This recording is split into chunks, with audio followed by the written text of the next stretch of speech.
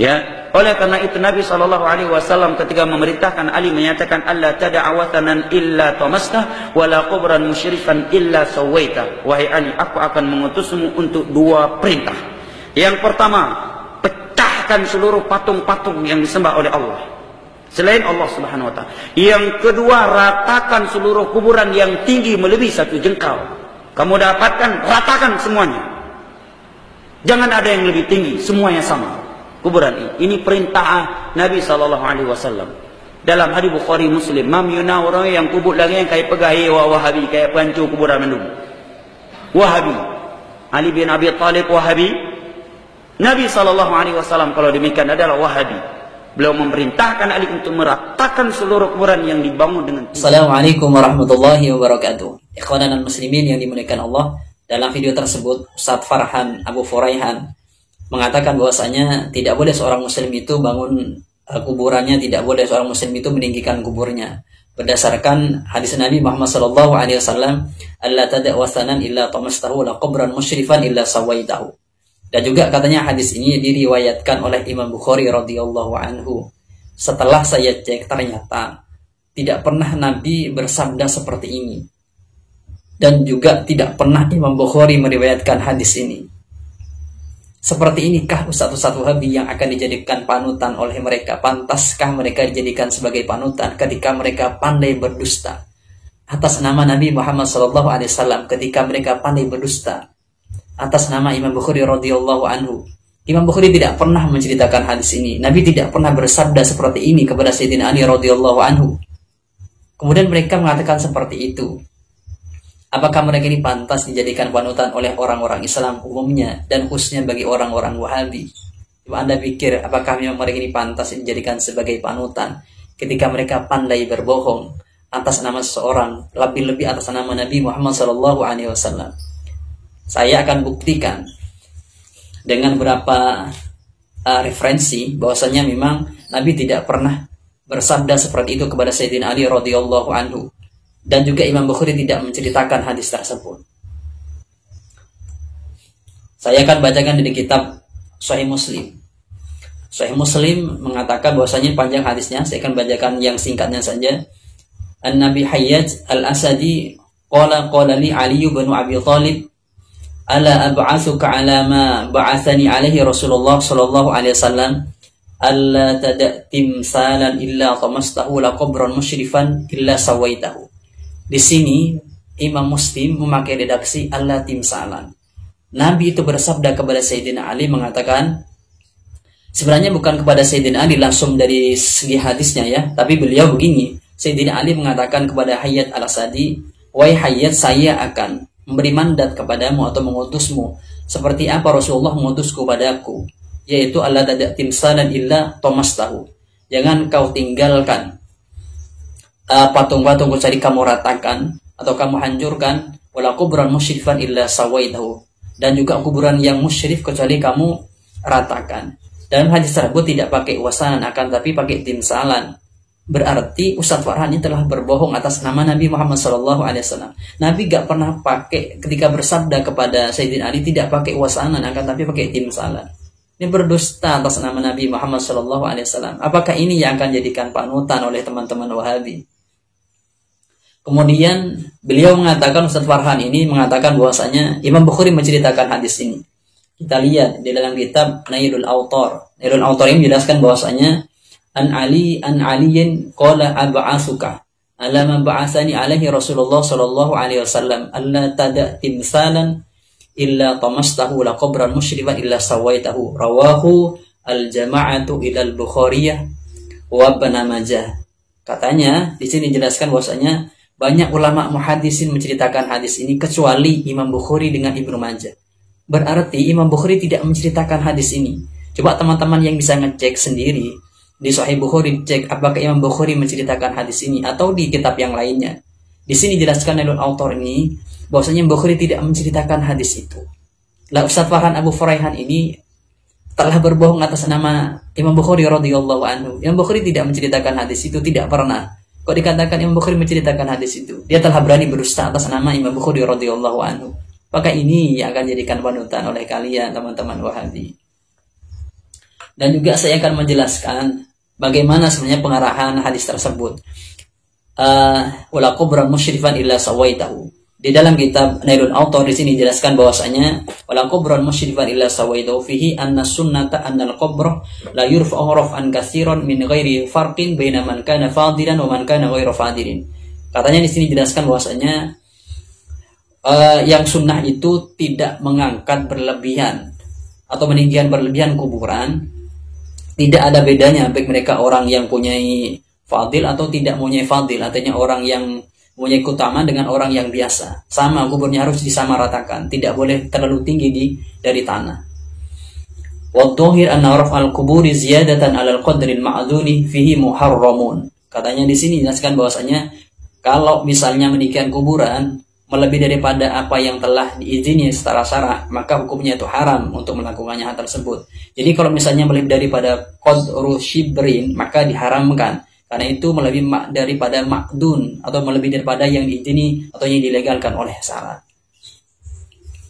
Di sini juga dijelaskan wal qawlu bi annahu ghairu mahdurin liwuqu'ihi minas salafi wal khalafi bila naqirin kama qala al-Imam Yahya wal mahdiyyu fil ghaisi la yasihhu.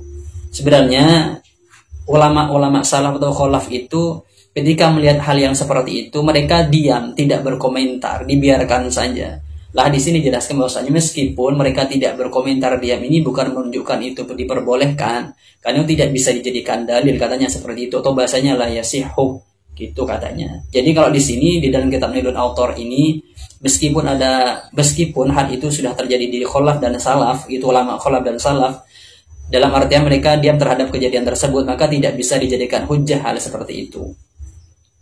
Kalau dalam kita lihat dalam kitab Mirqatul Mafatih Syarh Mishkatil Masabih, di sini dijelaskan bahwasanya wala qabran musyrifan huwal ladzi buniyah alaihi hatta irtafa'a duna alladhi u'lima alaihi birramli wal hasa aw mahsusatin bil hijarati liyu'rafa wa la yuta'a. Di sini dijelaskan bahwasanya yang dimaksud musyrifan itu adalah kuburan yang dibangun sehingga tidak menyerupai kuburan lagi dengan pasir atau dengan bebatuan atau kerikilan ya, atau yang diambil atau mengambil kerikil atau batu kemudian disusun sehingga ini ketahuan ini kuburan dan tidak diinjak oleh seseorang. Hal yang seperti ini kalau melebihi daripada ma'dun tetap untuk diratakan, artinya kalau melihat seperti ini tetap harus diratakan. Itu keterangan yang ada di dalam kitab Mirqatul Mafatih Syarh Mishkatil Masabih. Kalau di dalam hadis tadi menyebutkan bahwasanya tidak boleh seseorang itu meninggikan kuburan daripada lebih daripada miqdaru shibrin atau qadru shibrin, tidak boleh. Ketika melebihi dari itu maka itu harus diratakan karena katanya itu melebihi daripada ma'dud. Meskipun ulama khalaf dan salaf ketika melihat hal tersebut itu mereka diam, tidak berkomentar, tapi katanya hal itu tidak bisa dibuat hujjah untuk memperbolehkannya atau melegalkannya dalam kitab hadis tadi. Kemudian dalam kitab Ruhul Bayan di sini jelaskan bahwasanya kitab Ruhul Bayan ini adalah kitab tafsir. Dalam kitab Ruhul Bayan ini mengutip pendapatnya Syekh Abdul Ghani An-Nabalusi. Di sini jelaskan bahwasanya annal bid'atal hasanatal muwafiqata li maqsudi syar'i tusamma sunnatan. Katanya beliau, hal yang bid'ah hasanah atau bid'ah hasanah yang mencocoki kepada syara' itu dikatakan sebagai sunnah. Fabina'ul kubabi ala kuburil ulama'i wal awliya'i wasulahai wa waqus suturi wal amaimi wasiyabi ala kuburihim amrun jaizun. Katanya beliau, membangun kubah pada kuburannya para ulama, kuburannya para aulia dan orang-orang soleh, dan menaruh satir di kuburan tersebut itu amrun jaizun, itu diperbolehkan katanya. Idza kana al-qasdu bidzalika at-ta'limah fi a'yadil 'ammati hatta la yahtakiru sahib hadzal qabri. Katanya ini diperbolehkan apabila tujuan tersebut adalah memuliakan orang yang berada di kuburan sehingga orang yang berziarah itu tidak menghinakan mereka. Itu di dalam kitab Ruhul Bayan. Artinya kalau para ulama, para aulia itu diperbolehkan untuk dibuatkan kubah apabila tujuannya agar orang-orang yang berziarah kepada mereka itu tidak merendahkan para ulama yang berada di dalam kuburannya. Kemudian kalau kita lihat di dalam kitab fikih, di dalam madzhab Asy-Syafi'i, di sini ternyata masih ada perincian. Kuburan itu ada kuburan yang milik sendiri, ada kuburan milik umum atau musabbalah. Kemudian ada orang yang soleh, ada orang-orang yang biasa. Ini dibedakan di dalam madhab Asy-Syafi'i. Di sini dikatakan dalam kitab Asrul Matalib dijelaskan wa yukrahu tajsisun wa kitabatun binaun alaihi bal yuhdamu fil maqbaratil musabbalati. Di sini katanya itu dimakruhkan untuk bangun kuburan dan yang lainnya, bahkan itu dirobohkan ketika itu berada di kuburan musabbalah. Jadi kalau di kuburan musabbalah itu bukan dimakruhkan tapi diharamkan. Jadi harus diratakan seperti itu atau dirubuhkan. Ila fima idza bunya fi milkihi. Beda kalau halnya nanti dibangun di tempatnya sendiri atau di tanah miliknya, bukan tanah musabbalah.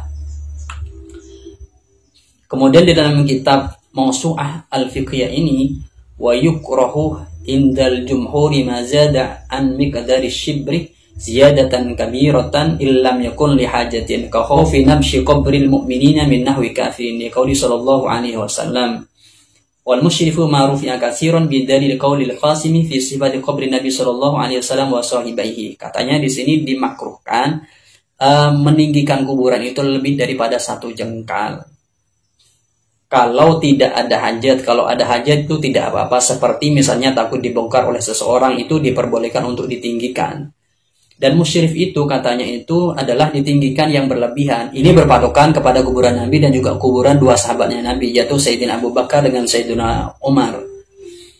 Kemudian di dalam kitab Fathul Mu'in ini dikatakan bahwasanya dimakruhkan untuk membangun kuburan dengan tanpa ada hajat itu kalau di miliknya sendiri, itu diperbolehkan akan tapi dimakruhkan. Kalau di kuburan musabbalah itu diharamkan, maka wajib untuk dirobohkan atau diratakan. Akan tetapi di sini jelaskan kalau orang-orang yang soleh maka diperbolehkan. Di sini mengutip pendapatnya Syekh Abu Jaromi, wastasna ba'duhum kuburul anbiya wa syuhada was-solihin wa nahwihim. Di sini kecualikan kuburan para nabi, kuburan para syuhada, kuburan para orang-orang yang soleh. Tidak apa-apa mereka dibuat kubah atau ditinggikan kuburannya. Meskipun ini terjadi di kuburan yang musabbalah, dalam artian meskipun di kuburan umum. Jadi kalau pada ada wali, ada para orang-orang soleh yang dikuburkan di kuburan umum, maka nggak apa-apa mereka untuk ditinggikan kuburannya. Ini berdasarkan dalam kitab I'anat Talibin. Dalam kitab Majmu' karangannya Imam Nawawi di sini dijelaskan bahwasanya qala ashabuna wa in kana al-qabru fi milki jaza bina'u ma sya'am al-karahati wa la yuhdamu alaihi. Katanya beliau mengatakan menurut para ashabnya kita, berarti menurut para ulama Syafi'i itu mengatakan boleh untuk membangun kuburan di tanah milik, tidak dirobohkan. Dalam artian kalau tanah itu bukan tanah musabbalah atau bukan tanah umum, maka itu diperbolehkan untuk membangun kubah, akan tapi dimakruhkan. Kalau dalam fikih itu masih ada penafsilan. Penafsilannya itu tanahnya itu apa tanah pribadi atau tanah musabbalah atau tanah umum. Kemudian itu orang-orang yang soleh dikuburkan atau orang-orang biasa. Itu masih ada penafsilan. Kalau tanah sendiri diperbolehkan, akan tapi dimakruhkan. Kalau di kuburan umum itu tidak diperbolehkan. Maka ketika terjadi seperti itu harus dirobohkan. Akan tapi kalau yang dikuburkan itu adalah orang-orang yang soleh atau para ulama, maka diperbolehkan untuk ditinggikan atau dibuatkan kubah. Jadi kalau kita ringkas semua, Ustadz Farhan Abu Furaihan ini telah berbohong. Pertama, atas nama Nabi Muhammad SAW, Nabi tidak pernah bersabda kepada Sayyidina Ali, Allah tada wasanan, akan tapi Allah tada timsalan. Itu yang pertama. Kedua, Imam Bukhari tidak pernah meriwayatkan hadis ini. Jadi telah berbohong atas nama Imam Bukhari. Kemudian arahan hadis ini, secara ulama fikih itu ada perbedaan antara milik pribadi, antara tanah milik pribadi dengan tanah yang musabbalah. Jadi kalau ada orang yang dikuburkan di tanah pribadi, maka kalau dia dibuat kubah itu dimakruhkan, tidak diharamkan dan tidak dirobohkan. Kemudian kalau di tanah musabbalah, ini masih ada penafsilan. Kalau orang biasa maka tidak boleh ditinggikan, tapi kalau orang-orang yang mempunyai keutamaan seperti para nabi, para walinya Allah Subhanahu wa taala atau para orang ulama, maka itu diperbolehkan untuk dibuatkan kubah atau ditinggikan kuburnya. Mungkin ini yang bisa saya sampaikan. Bagi teman-teman Wahabi, coba sedikit berpikir tentang ustaz-ustaznya antum, seperti apa mereka. Ketika mereka menyampaikan, kalau kita lihat ya, mereka dengan tanpa referensi menyampaikan, ya asal menyampaikan. Video ini bukan dalam rangka merendahkan Ustadz Farhan Abu Furaihan, tapi dalam rangka wa tawassaw bil haqqi, menunjukkan kebenaran. Semoga ini bermanfaat bagi para netizen semuanya, terutama bagi teman-teman Wahabi, dan semoga ini juga menjadi pencerahan bagi teman-teman Wahabi. Dan bagi teman-teman Wahabi yang tidak setuju dengan apa yang disampaikan, tolong pakai ibarat, jangan asal itirot, jangan asal memberikan opini. Dan sebaiknya teman-teman Wahabi makailah kata-kata yang bagus, biar teman-teman ini tidak nyambungnya dengan kata-kata yang tidak bagus juga kalau dia misalnya kata-kata yang nggak bagus. Dan semoga ini juga menjadi bermanfaat, barokah di saya. Assalamualaikum warahmatullahi wabarakatuh.